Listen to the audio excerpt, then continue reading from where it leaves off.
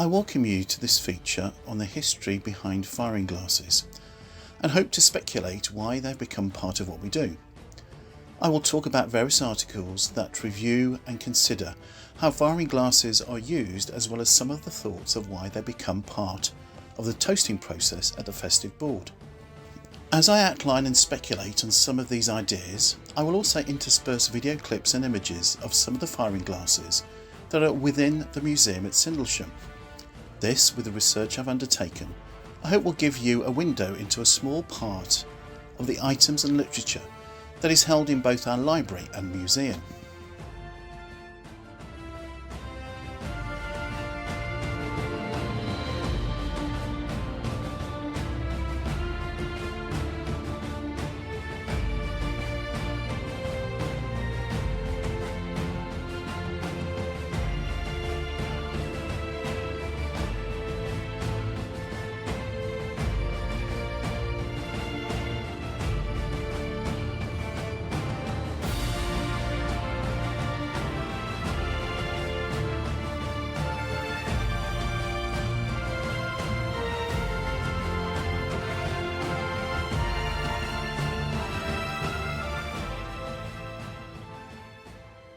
An article by Brother Yoshio Washizu from 1998 that many authors refer to considers a variety of influences for the use of firing glasses.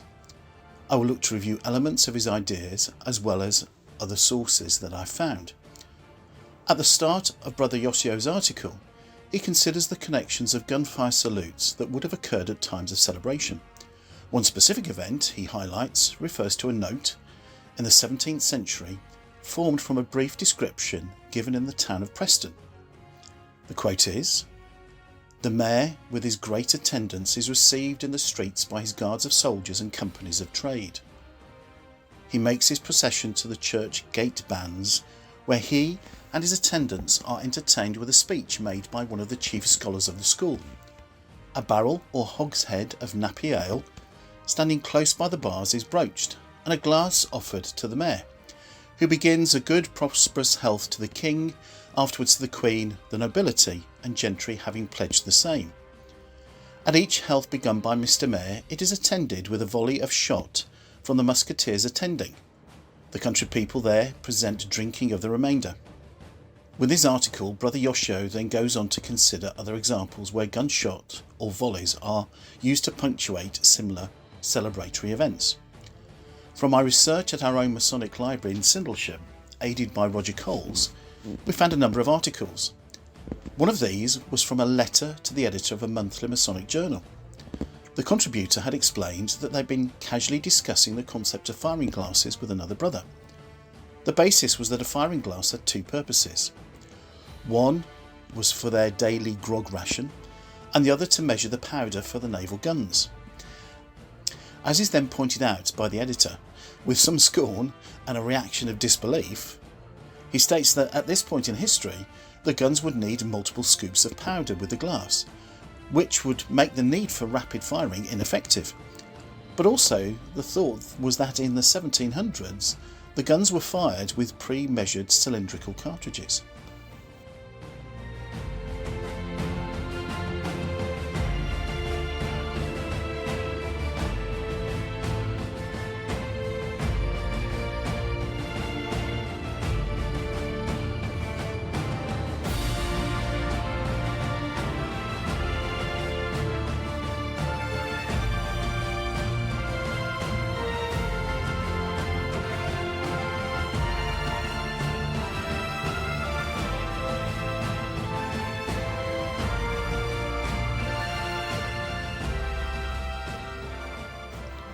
This now brings me on to another point that is again raised in the article by Brother Yoshio, but is also within the monthly journal, the Masonic Record.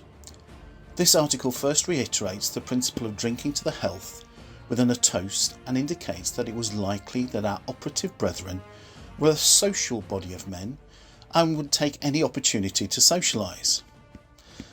Seems quite normal for a festive board, I think. Also, the article makes reference to the point that we can read from the historic meeting of members of the 4 old lodges in London, and I will paraphrase from the article. In 1717, they constituted themselves a Grand Lodge and resolved to hold the annual assemble and feast. Also, 4 years later, on Lady Day 1721, Grand Master Payne proposed for a successor our most noble brother John, Duke of Montague, who, being present, was forthwith saluted Grand Master-elect, and his health drank in due form. And it's interesting to see that phrase of due form, because that could have meant toasting in various different ways, but it gives a note of formality. Taken from this, it appears that the principles of toast to others is an unquestionable ceremonial characteristic, and no doubt an expression of the benevolence that is a fundamental element of Freemasonry. However, where does the concept of firing glasses come from? That is the question I want to consider from those aspects of the research that was undertaken in the Berkshire Masonic Library. From reproduction of the Master Key to Freemasonry, issued in 1925 by the Lodge of Research, an account was given of the ceremonial of toasting and firing, said to have been practised from about the mid-18th century. In addition to this, there can be found earlier references of texts printed on the continent. These continental articles point to the principle that attention was paid to the etiquette and ceremony of the social board. There was a ritual for opening and conducting a table lodge, as it was called. A few details of this ceremony may be quoted from a French ritual document published in the year 1744. This was entitled New Catechism of the Freemasons.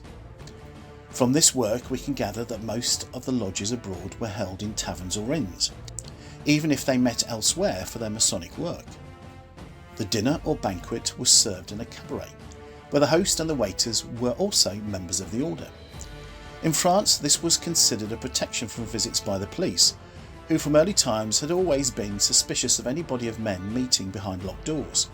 There is in the library of the Grand Orient of France a copy which had been printed in Amsterdam in 1762, but which is said to have been in use in Berlin from as early as 1730.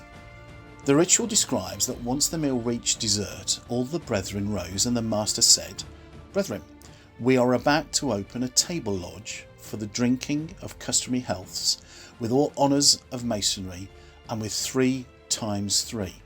At the same time, they were cautioned that they were subject to the same regulations, obligations and penalties as when the lodge was open in regular form for work.